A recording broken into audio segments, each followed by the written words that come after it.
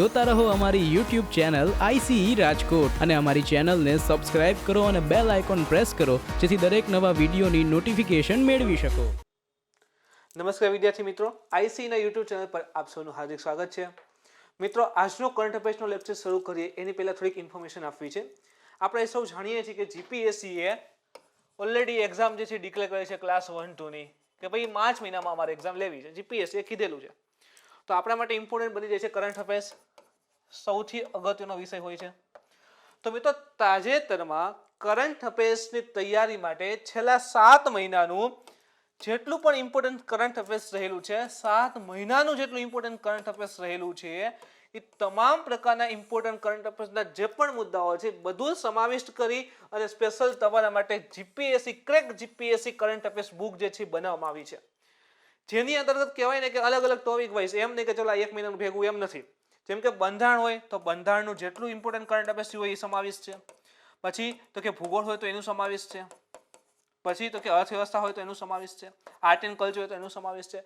આની સિવાય સરકાર દ્વારા જે પણ યોજનાઓ છે, સંમેલન છે, વિવિધ વિજ્ઞાન ટેકનોલોજી લઈને જે પણ કહેવાય કે સમિટ થયેલી હોય, આના સિવાય તો મહત્વના સૂચકાંક છે, અહેવાલ છે, નિમણૂક છે, કોઈના નિધન થયા હોય, કંઈક વિદેશ નીતિ લઈને ઇમ્પોર્ટન્ટ બનાવ બન્યો હોય, કંઈક દ્વિપક્ષીય મીટિંગ થઈ હોય, બહુપક્ષીય કરાર થયો હોય, તો તમામ પ્રકારની માહિતી કલેક્ટ કરી અને છેલ્લા 7 મહિનામાં જે પણ ઘટનાઓ અગત્યની બની છે એ બધાને સંગ્રહિત કરી સરળ ભાષામાં અને 360 એનાલિસિસ સાથે, કે એવું નહીં કે ચલો ફેક ડેટા આપેલો છે, ફેક્ટ અને સમજણ બંને ડેટા સાથે તમારા માટે સ્પેશિયલ ક્રેક જીપીએસસી બુક જે છે તૈયાર કરવામાં આવી છે। તો મિત્રો, વસાવી લેજો, એનાથી તમને ખૂબ વધારે ફાયદો થવાની શક્યતા રહેલી છે। અને ઘણા ખાસ તો ઉદ્દેશ્ય તો ઘણા બધા વિદ્યાર્થી મિત્રો કમેન્ટ કરતા હતા, ઇવન ફેસબુકમાં પણ મેસેજ કરીને કહેતા હતા કે સર આ બુક જે છે એ એમેઝોનમાં અવેલેબલ તો થઈ ગઈ છે પણ અમને એની લિંક નથી મળતી। તો જે પણ વિદ્યાર્થી મિત્રો આ બુક ઓનલાઈન ખરીદવા માંગે છે તો એના માટે આ વખતે ખાસ કરીને જે આ વિડીયો છે એના ડિસ્ક્રિપ્શનની અંતર્ગત આ જે બુક જે છે એમેઝોન ઉપરની એની લિંક પણ આપવામાં આવેલી છે, જેથી કરીને તમારે કંઈ ગોતવા જવાની વાત રહેશે નહીં। તો મિત્રો, કહી શકાય કે 360 એનાલિસિસ સાથે ઘણા બધા ટોપિક કવર કરી અને તમારા માટે આ બુક બનાવવામાં આવી છે। તો ઇમ્પોર્ટન્ટ છે મિત્રો, અને અહીંથી ઘણું બધું કરંટ અફેર્સ તમારે ક્લિયર થઈ જશે, એની સચોટ કહેવાય કે ભાઈ 100% શક્યતા પણ રહેલી છે। તો ચાલો મિત્રો, સાથે આજનો આપણું કરંટ અફેર્સ શરૂ કરીએ। તો સૌથી પહેલા આજે જે ટોપિક અભ્યાસ કરવાના છે એના નામ જોઈએ તો કૃષિ કાયદા અને સુપ્રીમ કોર્ટ। આજના મીન્સ કે મોસ્ટ ઓફ ન્યૂઝપેપરની હેડલાઇન બનીને આવેલું છે કે જે ઘણા સમયથી પંજાબ વિસ્તારમાં જે ખેડૂતો દ્વારા આંદોલન ચાલી રહ્યું છે દિલ્હીમાં, તો એ આંદોલનની અંતર્ગત સુપ્રીમ કોર્ટ હવે એન્ટર થઈ રહી છે। તો કૃષિ કાયદા અને સુપ્રીમ કોર્ટ વચ્ચે શું સંબંધ છે? આના સિવાય આની સાથે હજી એક પક્ષ આવશે, સરકાર, ગવર્મેન્ટ, જેને આ કાયદો બનાવેલો છે, કે એનો શું પક્ષ રહેલો છે। તો ત્રણેયને સંલગ્ન કરી અને આપણે આખા ટોપિક જે છે સમજવાના છીએ કે ભાઈ શું સુપ્રીમ કોર્ટ પાસે એટલો પાવર છે કે આ જે લો છે, જે કૃષિ કાયદા છે એને ઉપર સ્ટે લગાડી શકે, સ્ટોપ કરી શકે। તો શું સરકાર સામે કઈ પગલાં લઈ શકે? સરકાર પાસે એ પ્રકારનો પાવર છે? સરકાર આના માટે તૈયાર થવાની શક્યતા છે? અથવા તો સુપ્રીમ કોર્ટ એમ કહે છે કે અમે સ્ટે લગાવી દેશું તો શું કૃષિ કાયદાને સોલ્વ કરવા માટે જે પણ આંદોલન થઈ રહ્યા છે એના માટે ફાયદો થશે? તો તમામ પ્રકારની મિત્રો માહિતી જે છે આની અંદર આપણે ડિસ્કસ કરવાના છીએ। એની સાથે બંધારણ એક બે ટોપિક પણ ક્લિયર થશે। એના પછી સેકન્ડ ઇમ્પોર્ટન્ટ ટોપિક રહેલો છે કોવિડ-19 વિરુદ્ધ પ્રતિરક્ષા। જો થોડો ઘણો તાવ ને એવું આવે, આપણે આપણી ઇમ્યુન સિસ્ટમ બહુ પાવરફુલ છે, લડી જાય, કાંઈ નહીં થાય, આપણી પ્રતિરક્ષા સિસ્ટમ બહુ સારી છે, પણ આપણે એમ કહીએ કે પ્રતિરક્ષા સિસ્ટમ, ઇમ્યુન સિસ્ટમ બહુ સારી છે, પણ તેમાં સમાવેશ ન થાય। આપણે એમ કહીએ કે ઇમ્યુન સિસ્ટમ બહુ સારી છે, પણ એટલે શું? એમ કહીએ કે બ્લડમાં આપણે કોણ આવેલા છે, એ પણ શું કામ કરે છે, કેવી રીતે કરે છે, ક્યાં કેટલા પ્રકારના રહેલા છે, તો એ તમામ પ્રકારની માહિતી જે છે આપણે કવર કરવાના છીએ। ઇવન કોરોનાને લઈને તો હમણાં એક સાયન્સ નામની પત્રિકા છે એની અંદર આનો ઉલ્લેખ કરેલો છે કે જે વ્યક્તિને કોરોના થયો હોય અને પછી એને મટી જાય છે, સ્વાસ્થ્યનું સારું થઈ જાય છે, તો એના બોડીને ઘણા લાંબા સમય સુધી કોરોના થવાની શક્યતા નથી।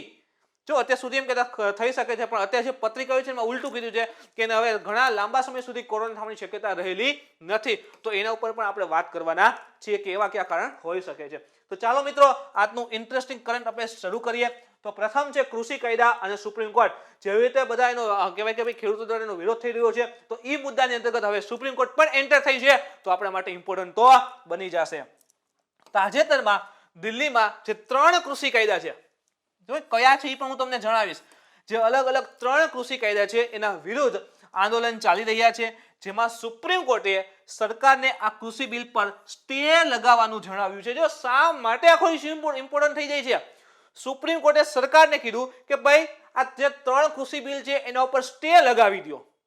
આપણા માટે ઇમ્પોર્ટન્ટ થઈ જશે તો શું સરકાર સ્ટે લગાવી શકે અથવા તો નથી લગાવતી તો સુપ્રીમ કોર્ટ સ્ટે લગાવી શકે કે શું? તો સુપ્રીમ કોર્ટે હાલ એવું કીધું છે કે આ કૃષિ બિલ ઉપર સ્ટે લગાવી દો અને એક કમિટી બનાવી આ મુદ્દાને ઉકેલો. આખો ઇસ્યુ આના ઉપર આવેલો છે. સુપ્રીમ કોર્ટે સ્ટે લગાવવાનું કીધું અને સુપ્રીમ કોર્ટે જ કીધું છે કે આની ઉપર એક કમિટી બનાવશું અમે, એટલે કે જે પણ એમાં સમાવેશ છે કમિટી કોણ છે આગળ જણાવીશ. એક કમિટી બનાવશું અને કમિટી દ્વારા જે પણ આંદોલન ચાલી રહ્યા છે એને સોલ્વ કરવા માટેની કોશિશ કરવામાં આવશે. આને લઈને આખો મુદ્દો છે ખૂબ ઇમ્પોર્ટન્ટ સાબિત થયો છે. સુપ્રીમ કોર્ટે સરકાર અને આંદોલનની સ્વમોટોથી વચ્ચે નથી આવેલ. જો આ વસ્તુ ખૂબ ઇમ્પોર્ટન્ટ છે. આપણને એમ થાય કે ઘણા વખતથી આંદોલન ચાલી રહ્યા છે તો શું હવે સુપ્રીમ કોર્ટને અંદાજ આવ્યો? એટલે કે કહેવા શું માંગે, જો આ વસ્તુ સમજજો કે ભાઈ આપણે જાણીએ છીએ કે ઘણા સમયથી આંદોલનના ઇસ્યુ ચાલે છે. ધારો કે આ દિલ્હી હોય, અહીં ગવર્મેન્ટ અને અહીંયા જે છે પંજાબ અથવા તો એ વિસ્તારના ખેડૂતો દ્વારા આંદોલન થઈ રહ્યું છે. તો શું આની વચ્ચે જે છે એ સુપ્રીમ કોર્ટ આવી રહી છે કે સુપ્રીમ કોર્ટને એવું લાગ્યું કે ના તો ઘણા સમયથી આંદોલન કરે છે હવે ઉકેલ લઈ આવવો જોઈએ એવું છે? એટલે સુપ્રીમ કોર્ટ સ્વમોટો એટલે સુપ્રીમ કોર્ટ ખુદ જાતે વચ્ચે આવી ગઈ છે તો એ પ્રકારની વસ્તુ નથી. સુપ્રીમ કોર્ટ છે એ સ્વમોટોથી વચ્ચે નથી આવી. સુપ્રીમ કોર્ટની અંતર્ગત ઘણા દ્વારા જે પિટિશન દાખલ કરવામાં આવી હતી, પિટિશન જે છે એ દાખલ કરવામાં આવી હતી આ લોને વિરોધ, જેથી કરીને સુપ્રીમ કોર્ટે સરકારને સ્ટે લગાડવાનું જણાવેલ છે. એટલે ખાસ ઇમ્પોર્ટન્ટ થઈ ગયું. સુપ્રીમ કોર્ટ એમ નથી એવી કે ચાલો હવે આંદોલન ચાલે છે તો આને હું વચ્ચે પડું, એવું નથી. સુપ્રીમ કોર્ટની અંતર્ગત પિટિશન દાખલ હતી અને એ પિટિશનને ધ્યાનમાં લઈ અને સુપ્રીમ કોર્ટે જે છે સરકારને કીધું કે હવે આ કાયદા ઉપર સ્ટે લગાવો. આગળ જોઈએ મિત્રો, તો સપ્ટેમ્બર 2020માં સરકારે 3 બિલ છે સંસદમાંથી પસાર કર્યા હતા જેના ઉપર આખો માટલો ઊભો છે કે આ 3 બિલ જે છે એ કયા છે. પહેલા તો જો એમાં સૌથી પહેલું બિલ છે farmers produce trade and commerce promotion and facilitation act, એક આ છે. સેકન્ડ છે farmer empowerment and protection agreement on price assurance farm service act અને ત્રીજો છે એસેન્શિયલ કોમોડિટીઝ એમેન્ડમેન્ટ એક્ટ. તો આ 3 કાયદાની વિરુદ્ધમાં આખો ઇસ્યુ જે છે ઊભો થયેલો છે. હવે તરત પ્રશ્ન કે 3 કાયદા તો છે પણ એમાં વધારે શું છે? તો મિત્રો ઓલરેડી જે 22 સપ્ટેમ્બરનો દિવસ હતો તે દિવસે સંસદમાં રજૂ થયા 3 નવા કૃષિ બિલ એ પ્રકારના મુદ્દા સાથે આખો કરંટ અફેર્સનો જે 3 મુદ્દા જે 3 બિલ છે એ વ્યવસ્થિત ખૂબ જ વધારે ડીપમાં સમજાવેલા છે. એની સાથે જ હવે આ જ્યારે મેં મુદ્દો લીધો ને ત્યારે ઓલરેડી પ્રોટેસ્ટ શરૂ થઈ ગયો હતો, વિરોધ શરૂ થઈ ગયો હતો. તો એ વિરોધ શા કારણે છે, વિરોધમાં માંગણી શું છે ને એ પણ અહીંયા દર્શાવવામાં આવી છે. જો તમે આ વિડીયો ન જોયો તો ફરી એકવાર જોઈ આવો અથવા તો કદાચ ભૂલાઈ ગયું હોય ને તો ફરી એકવાર જોઈ લ્યો, જેથી કરીને આખો ઇસ્યુ જે છે કે આ 3 કાયદા શું છે, એમાં જોગવાઈ શું છે, એનો વિરોધ શા માટે થાય છે અને સરકારનો શું પક્ષ રહેલો છે, એ તમામ પ્રકારની માહિતી જે છે આ વિડીયોની અંતર્ગત જે તમને મળી જશે. અને એ પણ તમારે ગોતવું ન પડે એટલા માટે મિત્રો આ વિડીયોની લિંક પણ ડિસ્ક્રિપ્શનની અંદર નાખી દેવામાં આવશે, એટલે ત્યાં તમે જઈ અને આ વિડીયોને ફરી એકવાર જોઈ લ્યો કે આ બિલ શું હતા, એકવાર રિવાઇઝ થઈ જશે. હવે આંદોલન શા માટે અને માંગ શું છે? બિલની તો મેં તમને કીધું કે વાત છે કે આમાં વધારે ડીપમાં મળશે. હવે આંદોલન શા માટે થાય છે અને ખેડૂતોની માંગ શું છે? આપણે જાણીએ છીએ કે ભાઈ ઘણા સમયથી ખેડૂતો છે એ આંદોલન કરે છે. આ બધાને ખબર છે ખેડૂતો આંદોલન કરે છે કે 3 બિલ લઈને આંદોલન કરે છે, પણ આંદોલનમાં માંગ શું છે એની વાત કરી મિત્રો. તો આ આંદોલનની શરૂઆત જે છે ને એ 9 ઓગસ્ટ 2020 ની આસપાસ થયેલ છે. 9 ઓગસ્ટ 2020 ની આસપાસ થઈ છે અને ખેડૂતોનું આંદોલન ખાસ કરીને એમએસપી ને લઈને છે. એમએસપી એટલે કે minimum support price, minimum support price, જેને આપણે શુદ્ધ ગુજરાતીમાં ટેકાના ભાવ કહીએ છીએ. આપણે જાણતા હોય ને કપાસ ને માંડવીનું લે તેમ કે ટેકાના ભાવે ખરીદી ચાલુ થઈ ગઈ છે, ટેકાનો ભાવ. તો આખો ઇસ્યુ જે છે આંદોલનની જે થીમ રહેલી છે ને એ ખાસ કરીને આ એમએસપી છે એવું કહી શકાય. મિનિમમ સપોર્ટ પ્રાઇસ, ટેકાના ભાવને લઈને આંદોલન જે છે આખું ચાલી રહ્યું છે એવું પણ કહી શકીએ છીએ. ઉપરોક્ત કાયદાને આપણે જોયા કે ભાઈ 3 કાયદા છે એને લઈને ખેડૂતોને એવું લાગ્યું કે સરકાર જે છે ને એ મંડળીઓને ધીરે ધીરે ઓછી કરી દેશે. હવે જો કાયદાની થોડી તમને વાત પણ જણાવી દઉં સાથે, એ કાયદામાં એવું હતું કે જે એપીએમસી આપણે મંડળીની કહીને એની ધીરે ધીરે એમાં જે ટેક્સ લેવાય છે એ ધીરે ધીરે બધું ઓછું થતું જશે, એ પ્રકારના ટેક્સ ઘટી જશે અને સામે એ વસ્તુ જે છે ખેડૂત જે છે એ એપીએમસી માર્કેટ સિવાય પણ અન્ય ક્ષેત્રમાં પ્રાઇવેટ ખાનગી ક્ષેત્રે પણ માલ વેચી શકશે. જે હવે એપીએમસી માંથી ધીરે ધીરે ટેક્સ ને બધું હટતું જશે તો ખેડૂતોને એવું લાગ્યું કે ધીરે ધીરે થતા આ જે મંડળીઓ છે ને એ બધી શું થઈ જશે, ઓછી થઈ જશે, છેલ્લે બંધ થઈ જશે. જેથી ખેડૂતોને તેના પાક અને ઉત્પાદન માટે શેના ઉપર આધાર રાખવો પડશે? ખાનગી ક્ષેત્ર ઉપર જ આધાર રાખવો પડશે. કોઈ નાના ખેડૂત હોય, ઉત્પાદન આવે છે તો એ એપીએમસી અથવા તો મંડળીના બદલે એને કોઈ ખાનગી વ્યક્તિ હશે, પ્રાઇવેટ સેક્ટર હશે, એને જઈને માલ વેચવો પડશે. તો એવી આ ખેડૂતોની અંદર ભાવના રહેલી છે. ખેડૂતોનું આ વાત ઉપર આખું આંદોલન પણ છે કે ખેડૂતોએ એક્ટના અંતર્ગત એવું કે ખેડૂતોને લાગેલું છે કે ભાઈ ધીરે ધીરે મંડળી જે પણ આ મંડળીઓ ખરીદી કરે છે એની ભૂમિકા ઘટતી જશે. હવે એપીએમસી અથવા તો મંડળીઓ હોય ને તો એમાં ખાસ કરીને ટેકાના ભાવે ખરીદી થતી હોય. મંડળી ધીરે ધીરે ઘટતી જશે. ઓકે, તો મંડળી ઘટી ગઈ તો સામાન્ય ખેડૂતની બધા હશે એને ફરજિયાત જે છે એનો પાક ઉત્પાદન છે ખાનગી કંપનીને વેચવું પડશે. જેથી કરીને એમ એવું લાગે છે કે ભાઈ એને યોગ્ય ભાવ આવશે નહીં. જેથી ખેડૂતોની માંગ છે કે આ ત્રણેય કાયદાને રિપીલ કરવામાં આવે. ઇવન જો આની પહેલા તો વાત થઈ હતી કે ભાઈ ખેડૂતો એવું માંગતા હતા, આપણે જોયું ને કે પ્રાઇવેટ સેક્ટરને તો રિલાયન્સ ને જીઓની એની પણ વાત આવી ગઈ હતી. એવું કહ્યું કે રિલાયન્સ જે છે એક રીતે શોષણ કરશે. ત્યારે ચોખ્ખું રિલાયન્સે ક્લિયર કર્યું કે અમારે આ બાબતમાં આવવાનું જ નથી, અમે આ વસ્તુ ઉપર આવવા જ નથી માંગતા. રિલાયન્સે ક્લિયર કરી દીધું હતું કે અમે આ કોઈ ઇસ્યુને લઈને આમાં વચ્ચે પડેલા નથી અને અમારે કાંઈ આની સાથે લેવા દેવા પણ નથી, અમારે આની સાથે કાંઈ એટલે કાંઈ દૂર દૂર સુધી સંબંધ રહેલા નથી. એવું રિલાયન્સે ચોખ્ખું ક્લિયર કહી દીધું હતું. એટલે એ પણ થોડુંક ઇમ્પોર્ટન્ટ છે. તમને યાદ આવે કે રિલાયન્સ વચ્ચે કંઈક હતું તો ઘણા ખેડૂતો એનું પણ નામ લેતા હતા, તો એ પ્રકારનું કંઈ રહેલું નથી. એટલે ખેડૂતોની માંગ શું છે કે આ ત્રણેય કાયદાને રીઅપીલ કરવામાં આવે. રિપીલમાં શું થાય કે ફરી એના ઉપર એકવાર છે ને વિચાર કરવામાં આવે, બધાને ધ્યાનમાં રાખીને. જાહેર હિતની અરજી એમ કહીને આપણે, જાહેર હિતની અરજી. તો રીઅપીલ એટલે શું કે એને ધ્યાનમાં રાખી, બધાને હિતને ધ્યાનમાં રાખીને ફરી એકવાર આના ઉપર જે વિચાર કરવામાં આવે. તો ખેડૂતોની આ માંગ છે અને ખાસ કરીને અને લેખિત સ્વરૂપે એમએસપી ને દૂર ન કરવાનું જે છે એ સરકાર જણાવે. ઓલરેડી જો એક વખત એને પ્રધાનમંત્રીએ જણાવેલું હતું કે એમએસપી દૂર નથી જ થવાની એનો વાયદો છે, પણ છતાં એવું કીધેલું છે કે એમએસપી દૂર નથી થવાની એ લેખિત સ્વરૂપે સરકાર અમને આપે.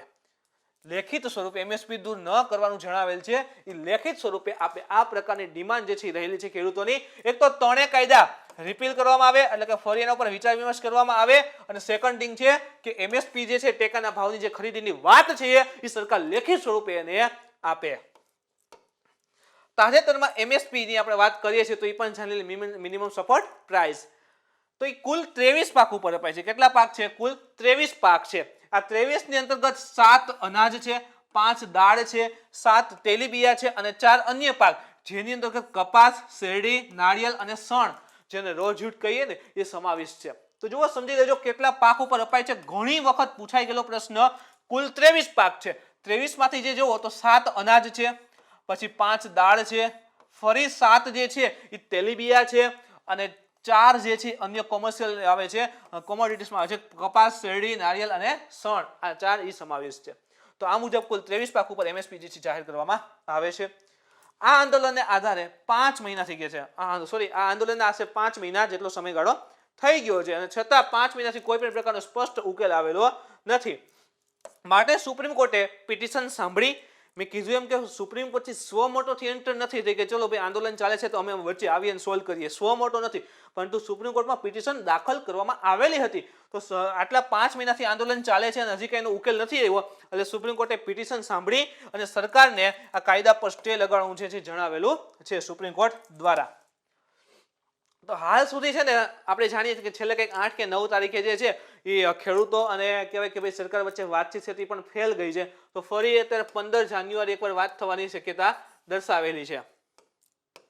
તો હાલ સુધી કુલ 8 વાર છે તે વાતચીત થઈ ગઈ છે, પણ એક પણ ઉકેલ આવેલો નથી, કાંઈ પણ સોલ્યુશન આવ્યું નથી. કૃષિ મંત્રી જે નરેન્દ્રસિંહ તોમર છે, આ કૃષિ મંત્રી છે નરેન્દ્રસિંહ તોમર, એને જણાવ્યું હતું કે લોકશાહીમાં સંસદ છે ને કાયદા બનાવે. આપણે સૌ જાણીએ છીએ કે સંસદ જે છે કાયદો બનાવે છે, લોકસભામાં રાજ્યસભા બનાવે છે, બંનેમાંથી પાસ થાય છે, પછી પ્રેસિડેન્ટ પાસે રાષ્ટ્રપતિ સાઇન કરવા જાય, રાષ્ટ્રપતિના પાવર રહે છે, વીટો પાવર છે, સાઇન કરે પાછું મોકલે છે. તો એ પ્રમાણે આખી સિસ્ટમ રહેલી છે. એટલે સંસદ જે છે ને એ લોકશાહીની અંદર કાયદા બનાવે છે, પરંતુ સુપ્રીમ કોર્ટને અધિકાર છે કે સંસદના કાયદાનું પરીક્ષણ કરે. આપણે સૌ જાણીએ છીએ કે સંસદ છે એ સર્વોપરી ન બની જાય એટલા માટે સુપ્રીમ કોર્ટ જે છે એ રહેલી છે. કે કોઈ પણ પ્રકારનો સંસદ કાયદો બનાવે છે, સુપ્રીમ કોર્ટને લાગે કે ભાઈ લોકશાહીના જે મૂળભૂત હક છે, કહેવાય કે ભાઈ બંધારણનો જે પાયો છે એનું ક્યાંક હનન થાય છે અથવા તો એને ઓવરરાઇડ કરે છે, તો સુપ્રીમ કોર્ટ એ વસ્તુને સ્ટોપ કરી દેતી હોય છે. એટલે અહીં નરેન્દ્રસિંહ તોમરે ચોખ્ખું જણાવ્યું કે ભાઈ ઓકે, લોકશાહીમાં સંસદ જે છે ને એ કાયદો બનાવે છે અને સુપ્રીમ કોર્ટ પાસે પાવર છે, એની પાસે સત્તા છે કે એ સંસદ દ્વારા જે પણ કાયદા બને છે એનું પરીક્ષણ કરે અને સુપ્રીમ કોર્ટનો નિર્ણય પણ સરકાર માનવા તૈયાર છે. એટલે એને અત્યારે એવું કીધું છે કે ભાઈ સ્ટે લગાવવાની વાત કરો છો, સરકાર મે બી શક્યતા રહેલી છે કે સરકાર જે છે આના પર સ્ટે લગાવી શકે છે. 11 જાન્યુઆરી એટલે કે ગઈકાલે સુપ્રીમ કોર્ટના ચીફ જસ્ટિસ, એનું નામ યાદ રાખો, ક્લાસ સી માટે ઇમ્પોર્ટન્ટ છે. સુપ્રીમ કોર્ટના ચીફ જસ્ટિસ કોણ છે તો યાદ રાખો, શરદ અરવિંદ બોબડે. શરદ અરવિંદ બોબડે. તો સુપ્રીમ કોર્ટના જે ચીફ જસ્ટિસ છે એને એજી એટલે શું થાય તો કે એટર્ની જનરલ. એ કોણ છે અત્યારે તો કે વેણુગોપાલ. અય્યર નથી, ખાલી કે વેણુગોપાલ જ છે. તો આજે છે કે આપણે કહેવાય કે ભાઈ ઇન્ડિયાના એટર્ની જનરલ છે કે વેણુગોપાલ. હવે જો શબ્દ એવો છે એટર્ની જનરલ, એને આપણે સમજી લઈએ. એટર્ની જનરલની જે નિમણૂક છે ને એ અનુચ્છેદ 76(1) મુજબ રાષ્ટ્રપતિ દ્વારા કરવામાં આવે છે. અહીંયા આપણે લખી લઈએ, તમે પણ નોટમાં ઉતારી લેજો મિત્રો. એટર્ની જનરલની જે નિમણૂક છે ને એ અનુચ્છેદ 76(1) મુજબ કોણ કરે છે? રાષ્ટ્રપતિ કરે છે. ઓકે, એના માટેની લાયકાત શું હોય છે તો એ વ્યક્તિ જે છે એ સુપ્રીમ કોર્ટના જજ બનવા માટેની જે લાયકાત હોય એને લાયક હોવો જોઈએ. એટલે રાષ્ટ્રપતિ છે એની નિમણૂક કરે છે. ઓકે, એનો કાર્યકાળ છે કોઈ ફિક્સ નથી હોતા, રાષ્ટ્રપતિના પ્રસાદ પર્યત ઉપર એટલા સમય સુધી દે છે. સેકન્ડ થિંગ, એટર્ની જનરલને ભાઈ કહેવાય કે એ કેન્દ્ર સરકાર, ભારત સરકાર નો વકીલ હોય છે, એવું કહેવાય. કેન્દ્ર સરકારનો રિપ્રેઝેન્ટેટિવ હોય છે, વકીલ હોય છે. આના સિવાય કે રાષ્ટ્રપતિને કોઈ પણ પ્રકારે એને વિચાર વિમર્શ માટેની જરૂર પડે, એને ભાઈ સહાયતાની જરૂર પડે તો રાષ્ટ્રપતિ આપણે જાણીએ છીએ કે 143 પ્રમાણે કહીએ કે ભાઈ અમારે આની જરૂર છે, આની સમક્ષ અમે આ કાયદો છે એમાં થોડુંક વિચાર વિમર્શ માટે સહાયતા કરો, તો એ વખતે 143 નો ઉપયોગ કરી એટર્ની જનરલ જે છે એ સુપ્રીમ કોર્ટને ભાઈ કહે છે કે રાષ્ટ્રપતિએ જણાવેલું છે કે આપને કાયદાની અંતર્ગત સલાહ સૂચન આપવામાં આવે તો એનું કાર્ય પણ એ કરે છે. ઇન શોર્ટ તમે જુઓ ને તો એટર્ની જનરલ છે ને એ સરકારનો વકીલ કહેવાય, ભારત સરકારનો વકીલ રહે છે. કોઈ પણ જે કાર્ય છે કોર્ટને લઈને કોઈ પણ જવાબ આપવાનું થાય તો એ વખતે એટર્ની જનરલ જે છે એનું કાર્ય રહેલું હોય છે. તો યાદ રાખો 76(1) મુજબ જે છે એની નિમણૂક રાષ્ટ્રપતિ દ્વારા કરવામાં આવે છે. એનો કાર્યકાળ ફિક્સ નથી હોતો, રાષ્ટ્રપતિના પ્રસાદ પર્યત ઉપર ત્યાં સુધી કાર્ય કરે છે અને એનો જે કહેવાય કે લાયકાત જેથી સુપ્રીમ કોર્ટના જજ બનવા માટે જેટલી લાયકાત હોય એ એના માટે જરૂરી હોય છે. ઓકે, તો જે એટર્ની જનરલ છે કે વેણુગોપાલ, એટલે સીજીઆઈએ સીધું કે એ જે એટર્ની જનરલ છે એટલે સરકાર વતી જવાબ કોણ આપશે તો એટર્ની જનરલ. તો એ કોણ છે તો કે વેણુગોપાલને પૂછ્યું કે આ કાયદા બનાવતા સમયે, એટલે જો ચોખ્ખું કે છે, હમણાં અહીંયા કીધું કે ભાઈ નરેન્દ્રસિંહ તોમરે જણાવ્યું કે ભાઈ લોકશાહીમાં સંસદ છે કાયદો બનાવે. ઓકે, તો આમાં શું થાય છે એટલે સુપ્રીમ કોર્ટ છે એ પૂછે છે એટર્ની જનરલને, કેન્દ્ર સરકારને પૂછે છે એક પ્રકારે જોઈએ તો આ જ્યારે કાયદા બનાવ્યા, 3 કૃષિ બિલ પસાર કર્યા, તો એ વખતે તમે કોઈની સ્પેશિયલ સલાહ લીધી હતી? કોઈ વ્યક્તિ સાથે અથવા તો કોઈ મુદ્દા સંબંધિત વાતચીત છે કોઈની સાથે કરેલી હતી? ઓકે, સ્પેશિયલી એટલે કે કોઈ ગ્રુપ સાથે ખેડૂતો માટે બનાવવા છે તો એની સલાહ સમજ કે કોઈ અન્ય રાષ્ટ્રપતિ અથવા તો સુપ્રીમ કોર્ટની તમે કોઈને જજની અથવા સલાહ કે કોઈ લીધેલું હતું? આના સિવાય શું પૂછે છે કે અત્યારે જે દિલ્હી, પંજાબ ને હરિયાણા આપણે જાણીએ છીએ કે એ વિસ્તારમાં ખૂબ જ વધારે પ્રોટેસ્ટ થઈ રહ્યો છે. તો દિલ્હી, પંજાબ, હરિયાણા અને આના સિવાય ભારતમાં ઘણી બધી જગ્યાનો વિરોધ ચાલી રહ્યો છે. તો આ વિરોધ દરમિયાન આપણે જોયું કે ભાઈ 5 મહિના જેટલા વિરોધ થઈ ગયા છે. 5 મહિના જેટલા વિરોધના દિવસો થઈ ગયા, 5 મહિના જેટલો વિરોધ હાલે છે. તો આટલા મહિનામાં સરકારે એના માટે કયા પગલાં લીધા છે એવું પણ પૂછવામાં આવ્યું સીજીઆઈ દ્વારા. તો એટર્ની જનરલે જણાવ્યું કે ભાઈ કેટલાક ખેડૂતોનો સમૂહ કૃષિ કાયદાને રિપીલ કરો અથવા તો આંદોલન ચાલુ રહેશે એવી જ માંગણી કરી રહ્યા છે.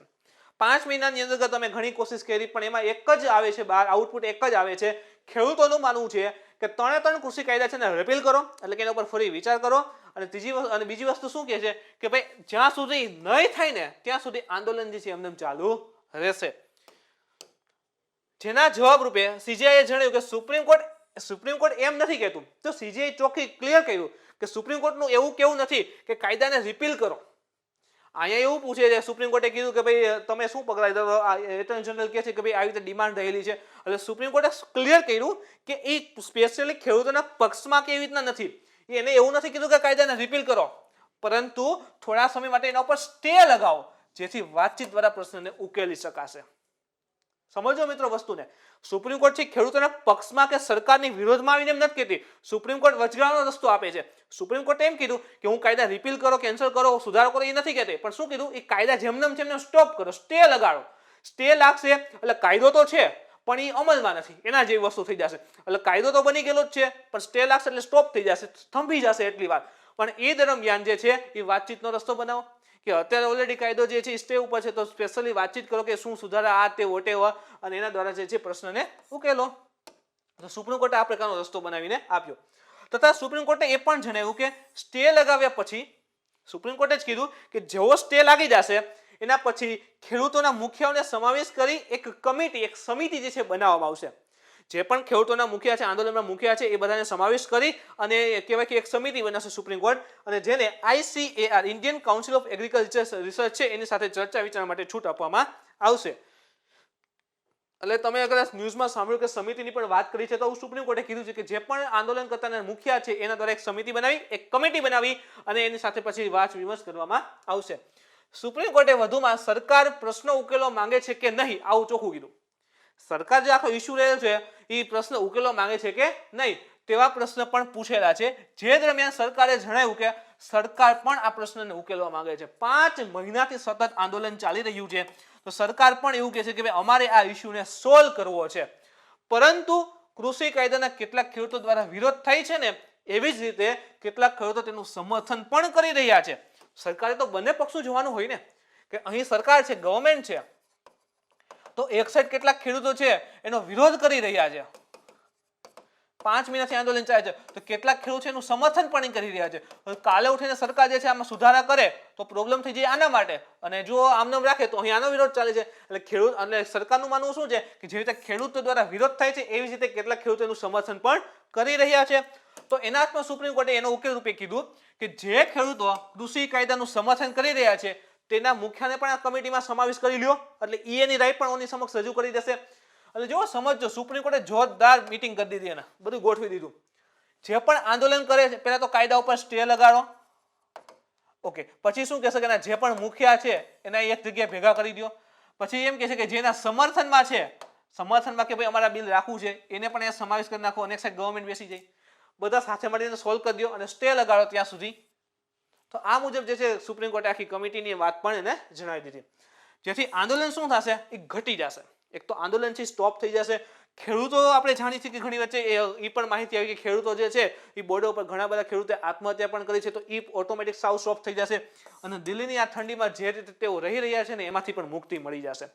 તો જો કાયદા ઉપર સ્ટે લગાડવાથી આ બધું સોલ્વ થઈ શકતું હોય તો આ ઘણા બધાના ફાયદા જે છે દેખાઈ રહ્યા છે. તો આંદોલન સ્ટોપ થઈ જશે, કહેવાય કે જણ પહેલા હતું એ ટાઈપનું થઈ જશે.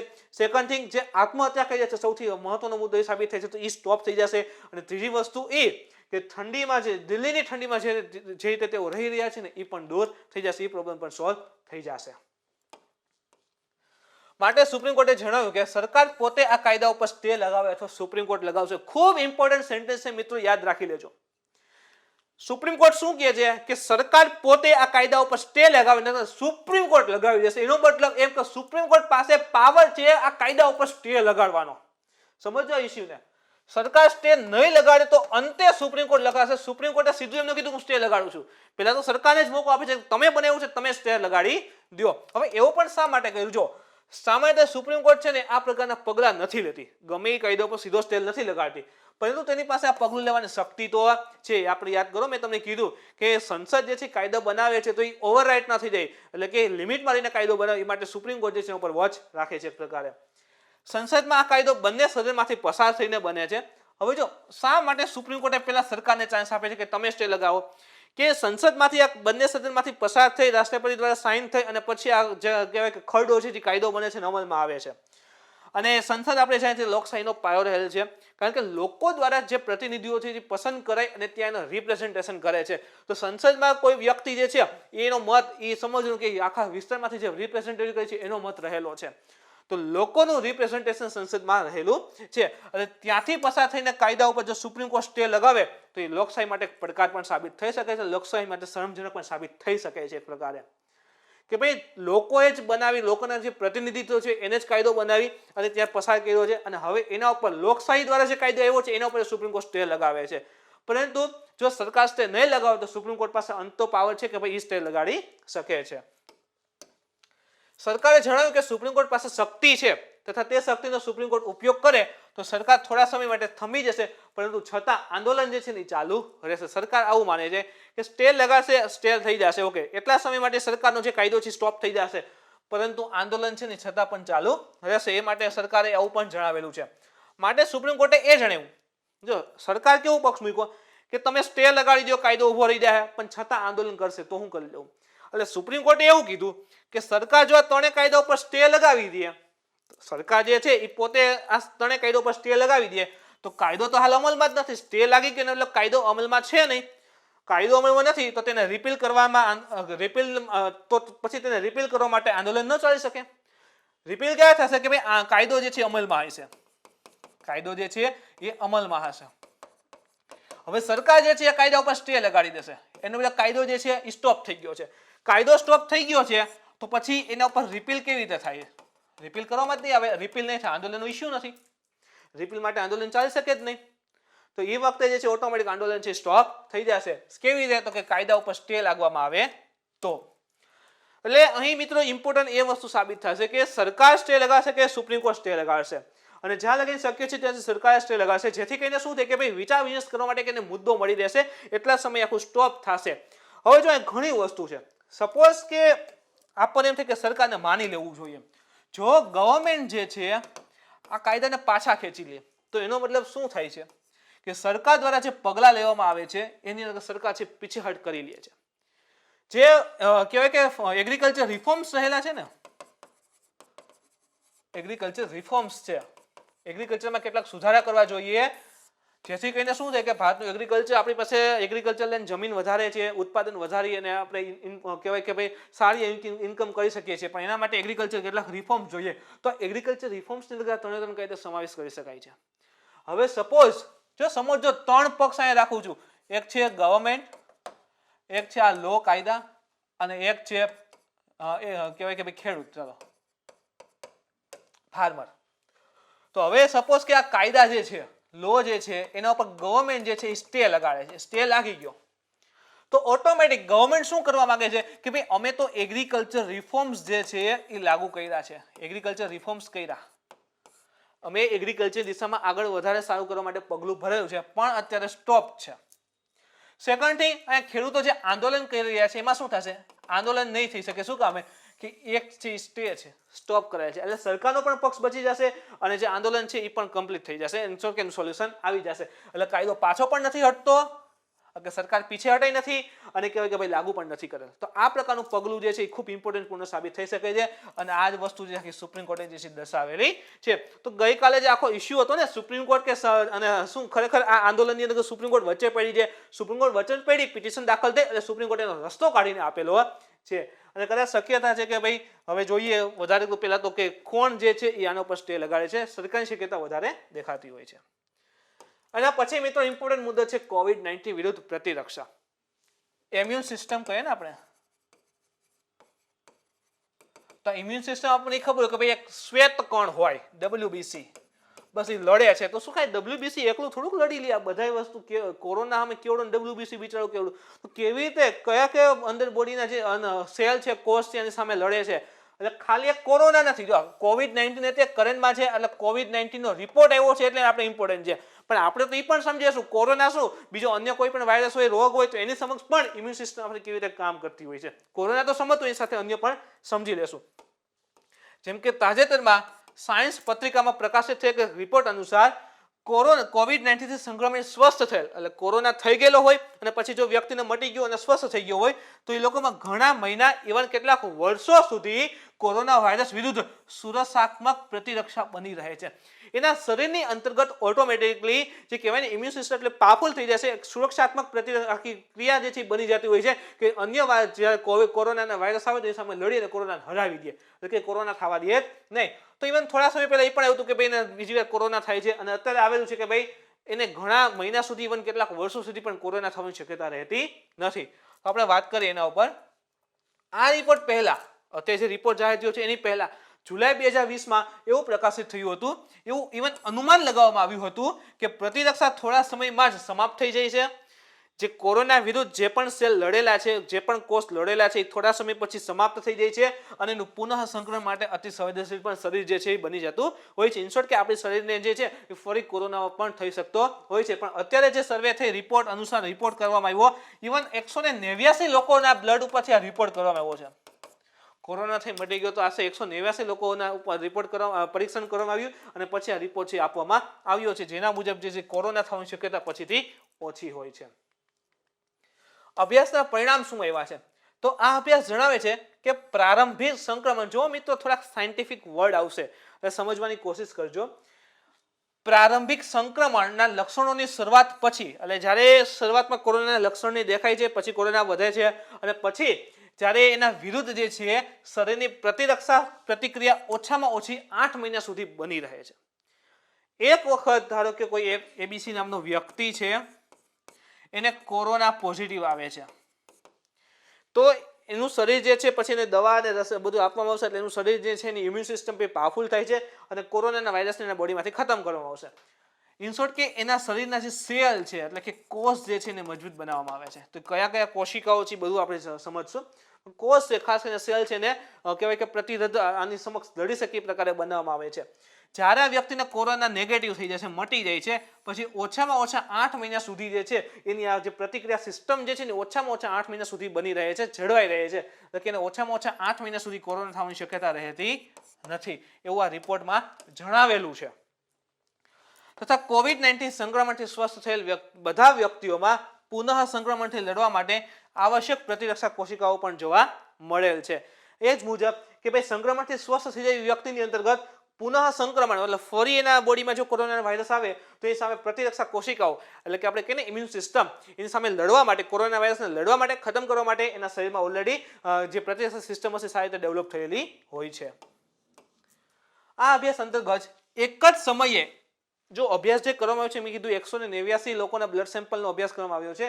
આ લોકો એની અંતર્ગત અભ્યાસમાં એન્ટીબોડી, સ્મૃતિ બી કોશિકાઓ, સહાયક ટી કોશિકાઓ અને મારક ટી કોશિકાઓનો માપવામાં આવેલ છે. હવે એમ થાય કે આ બધું શું છે, કઈ દુનિયામાં છે, તો આપણે દરેકને ડીપમાં સમજશું કે એન્ટીબોડી શું હોય છે, સ્મૃતિ બી કોશિકા શું હોય છે, સહાયક ટી કોશિકા શું છે અને મારક ટી કોશિકા શું છે, એની આપણે બધાને વ્યવસ્થિત ડીપમાં સમજવાના છે. તો પહેલા તો જે ઇમ્યુન સિસ્ટમ છે, ઇમ્યુનિટી એ શું એને સમજીએ. તો પ્રતિરક્ષા એટલે કે ઇમ્યુનિટી એનો અર્થ શરીર દ્વારા રોગકારક જીવોથી સ્વયંની રક્ષા કરવાની ક્ષમતા છે.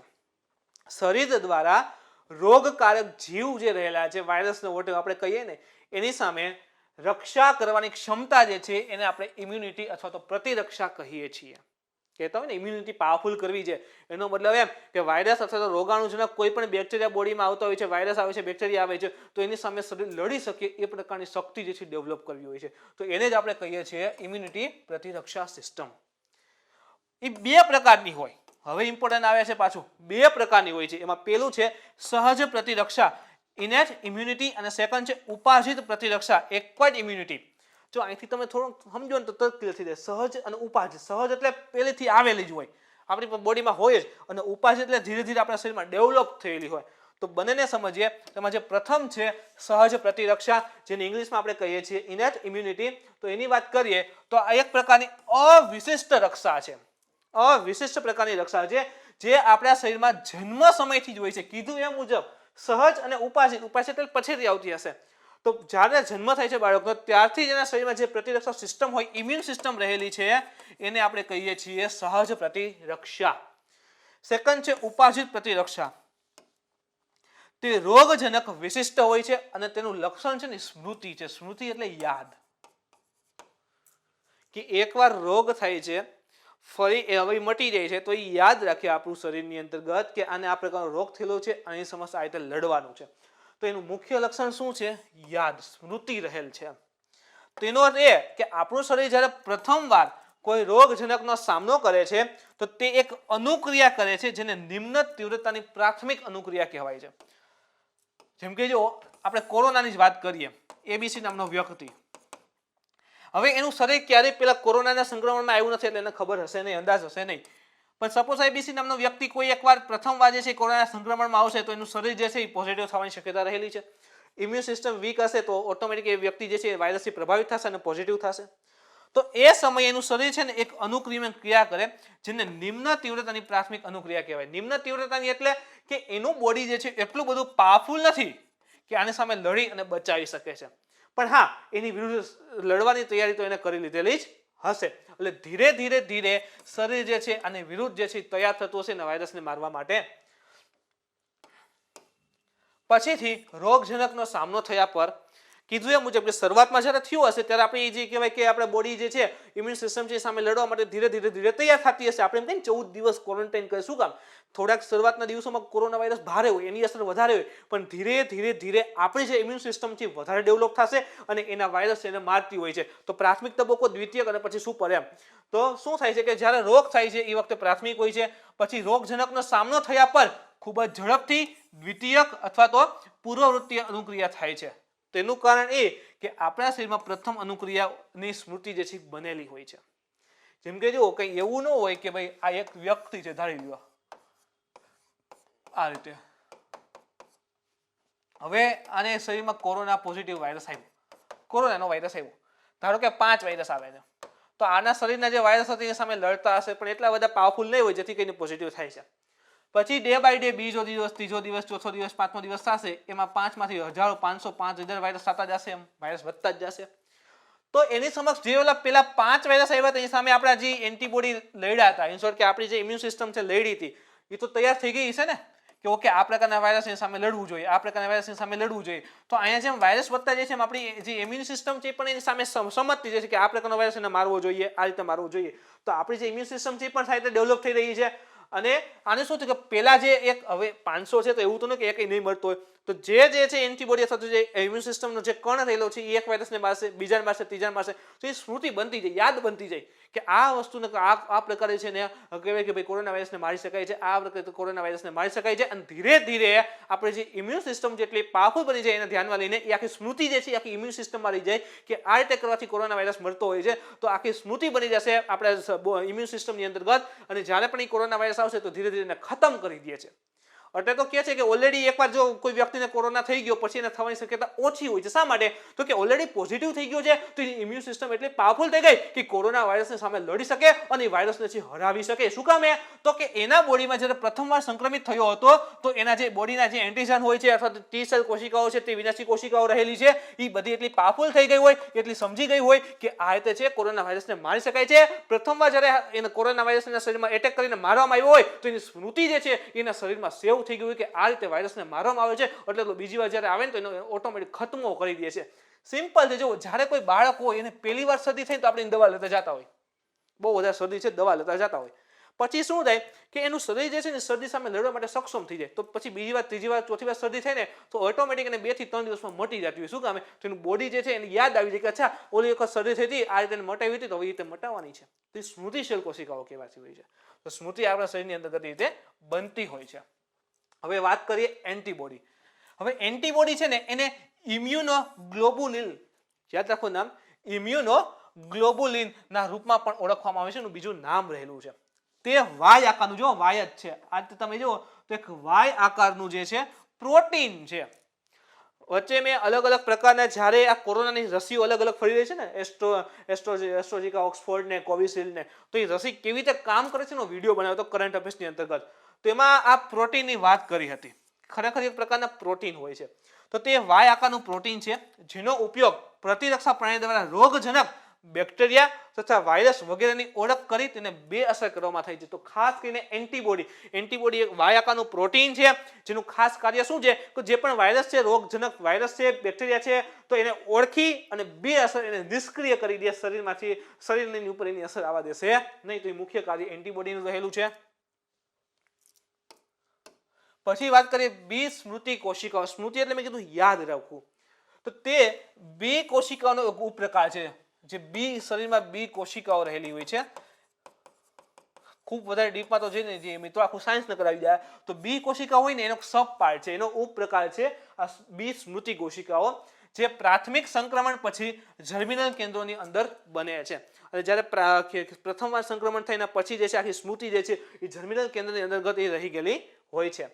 એમબી સેલ એટલે કે મેમ્બ્રેન બી સેલ, મેમરી બી સેલ એ દશકો સુધી જીવિત રહે છે. હવે જર્મિનલ કેન્દ્રમાં સેવ થાય છે, કેન્દ્રિત થઈ જાય છે, અંદર વહી જાય છે. એટલે શું થાય છે કે જે રીતે લડેલ છે આખી સિસ્ટમ જે છે કે ભાઈ આ તે રોગના બેક્ટેરિયા સામે લડવામાં આવે છે આખી એમાં સ્ટોર થઈ જશે કે દશકો સુધી જીવિત રહે છે તથા પુનઃ સંક્રમણની બાબતમાં એક ત્વરિત તથા મજબૂત એન્ટીબોડી પણ ઉત્પન્ન કરી દે છે. હવે કીધું સપોઝ કે બાળક કોઈ નાનું છે, પહેલી વાર શરદીને એવું થાય છે, આપણે દવા લઈ આવીએ એટલે એના જે એન્ટીબોડી હોય ને એ પાવરફુલ થશે, રોગ સમક્ષ લડી શકશે. ઓકે, શરદી થાય છે પછી મટી જાય છે. ધારો કે 2 મહિના પછી પાછી શરદી થઈ છે તો એની સ્મૃતિ બી કોશિકા હોય ને શું કહે કે પહેલી વાર જ્યારે એને મટાડવું ને જે પ્રકારના એન્ટીબોડી ક્રિએટ કર્યા હોય ને સાચવી રાખો કે આ રીતે થાય. તો જ્યારે બીજી વાર શરદી થશે ને એને બેક્ટેરિયા વાયરસ આવશે ને તો આ જે છે ને સ્મૃતિ કોશિકા એ ફરી એ પ્રકારના મજબૂત એન્ટીબોડી ઉત્પન્ન કરશે કે આ વાયરસને લડી અને એને બેઅસર કરી દેશે. તો આ પ્રકારે બી સ્મૃતિ કોશિકાઓ છે કાર્ય કરતી હોય છે. પછી છે ટી સહાયક કોશિકાઓ. તો તે પ્રતિરક્ષા માટે સૌથી મહત્વપૂર્ણ કોશિકા છે, ઇમ્યુન સિસ્ટમ માટે સૌથી ઇમ્પોર્ટન્ટ છે, કારણ કે લગભગ બધી પ્રતિરક્ષા પ્રતિક્રિયાનો હેતુ તેની આવશ્યકતા હોય છે. કોઈ પણ પ્રકારની છે પ્રતિરક્ષા ઇન્સ્યોર કે ઇમ્યુન સિસ્ટમ વર્ક કરે છે, આપણે કીધું એન્ટીબોડી બેઅસર બનાવે છે, બી સ્મૃતિ કોશિકાઓ કાર્ય છે, તેને બધા માટે ટી સહાયક કોશિકા છે જરૂર છે. આ હશે તો એ કાર્ય કરતી હોય છે. તે બી કોશિકાઓ એન્ટીબોડી અને મેક્રોફેજ એટલે શું થાય તો રોગાણુઓને નષ્ટ કરવા હેતુ તથા મારક ટી કોશિકાઓ, જો અહીંયા ટી સહાયક કોશિકા છે અને મારક ટી કોશિકાઓને એટલે કે સંક્રમિત ટી કોશિકાઓને મારવા માટે એક સક્રિય કરવામાં પણ મદદરૂપ થાય છે. કીધું એ મુજબ કે એન્ટીબોડી છે, બી સ્મૃતિ કોશિકાઓ છે, એ બધાને કાર્ય કરવાના છે. એન્ટીબોડી કીધું કે ભાઈ વાયરસ બેક્ટેરિયાને મારવાના છે, બીએસઆર કરવાના છે, પણ એ કાર્ય કરવાનું છે એના માટે મદદગાર જે છે આ સહાયક ટી, જો નામ જ છે સહાય કરવી, તો ટી સહાયક કોશિકાઓ છે મદદરૂપ હોય છે. એના પછી માર્ગ ટી કોશિકાઓ, મારક ટી, અહીંયા માર્ગ નહીં મિત્રો, મારક ટી કોશિકાઓ, કિલર ટી સેલ, કિલર એટલે મારું, તો સિમ્પલ આનો અર્થ તરત સમજાઈ જશે. તે એક ટી લિમ્ફોસાઇટ એટલે કે એ જે શ્વેત કણ આપણે કહીએ ને એનો પ્રકાર છે, આપણે કહીએ ને WB cell, white blood cell, તો શ્વેત રક્તકણ છે એનો પ્રકાર છે કિલર ટી સેલ, જેને આપણે કહીએ છીએ ટી લિમ્ફોસાઇટ, જે કેન્સર અથવા તો સંક્રમિત, ખાસ કરીને વાયરસથી સંક્રમિત હોય અથવા તો અન્ય રીતથી ક્ષતિગ્રસ્ત થવાવાળી કોશિકાઓને મારે છે. જે કેન્સર હોય, વાયરસ, એના દ્વારા જે પણ કોશિકાઓ ક્ષતિગ્રસ્ત થઈ ગયેલી હોય એને મારી નાખે, જેથી કરીને વધારે ફેલાવાના ચાન્સ નહીં રહેતા નથી. તો કિલર એટલે કે જે પણ કહેવાય કે કોશિકાઓ સંક્રમિત થયેલી છે એને મારી નાખશે.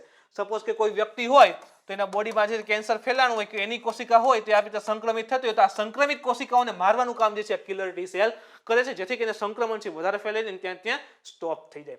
તો આ મુજબ મિત્રો ઘણા બધા જે છે આપણે COVID-19 જેને આપણે ઇમ્યુનિટી સિસ્ટમ કહીએ છીએ સાથે કેટલાક સંલગ્ન ઇમ્પોર્ટન્ટ પદ હતા, કેટલાક કહેવાય કે બોડીના કણ હતા, એની વિશેની માહિતી મેળવી અને એની સાથે જ જે સુપ્રીમ કોર્ટે તાજેતરમાં જે કહેવાય કે ભાઈ રીઅપીલ કરવા માટેની વાત કરી હતી કે ભાઈ એ સ્વમોટોથી નહીં પરંતુ અમારે જે પિટિશન આવી હતી એના આધારે કહીએ છીએ કે એના ઉપર સ્ટે લગાડવો જોઈએ, અથવા તો જો સરકાર નથી લગાવતી તો છેલ્લે સુપ્રીમ કોર્ટ લગાવશે એવું પણ ઉલ્લેખ કરીને કહેલું છે. તો આખી જે ચર્ચા વિચારણા જે ન્યૂઝમાં આવી છે એ આપણે અહીંયા કમ્પ્લીટ કરી છે. તો મિત્રો આજનો વિડીયો ગમ્યો હોય તો લાઈક કરો, શેર કરો, તમારા મિત્રો સુધી પહોંચવા માટે કોશિશ કરો. અને હા, આજના લેક્ચરમાં જો તમને કાંઈ પણ ક્વેરી પ્રશ્ન હોય તો તમે કોમેન્ટ કરીને પૂછી શકો છો. મિત્રો ગમ્યો હોય તો શેર કરો, તમારા મિત્રો સુધી પહોંચવા માટે કોશિશ કરો, જેથી એ વિદ્યાર્થી મિત્ર પણ લાભ લઈ શકે. કાલે ફરી મળીશું નવા ટોપિક સાથે. Thank you.